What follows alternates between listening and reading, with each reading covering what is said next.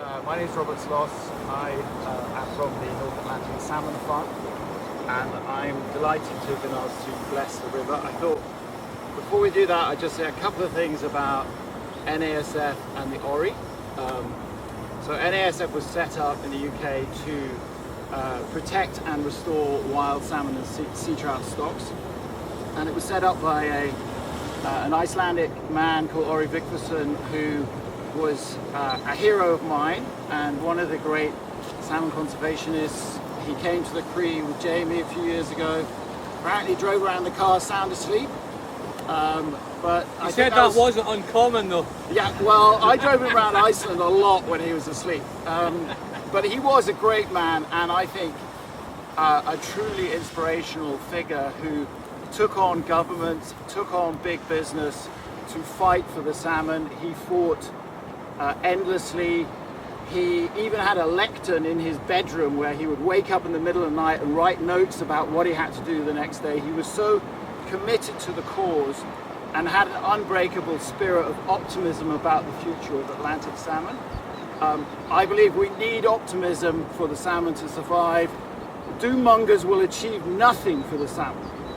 So in managing NASF, we wanted to come up with an award that would help take on his name, his legacy, which stood for what I call direct action conservation, which is actually doing things in the river rather than endless research reports and pulling plants out on banks and this, that and the other, but actually being in the river, trying to help the salmon survive and help solve some of the big problems they have.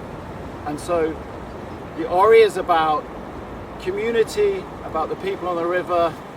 Looking here today, how many people there are, what an amazing turnout. The people feel so passionately about the Cree, and we have been so impressed in the last day or so looking at how hard you all work for your river and how committed everybody is. The hatchery is fantastic.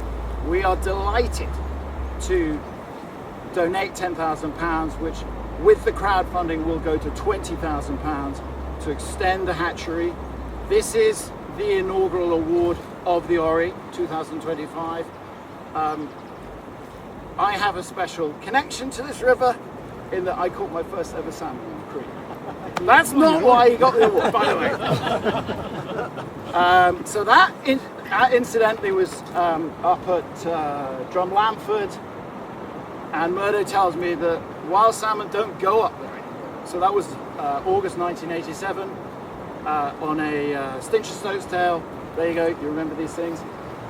But it tells the story that the wild salmon don't go up to Drumlamford anymore, which shows that the work that is done here and the hatchery is desperately needed to keep salmon stocks running.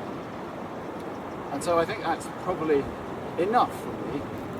And maybe it's time to bless the river. Here's to a highly successful 2026 season. Great runs of fish, great water, happy fishermen for 2026.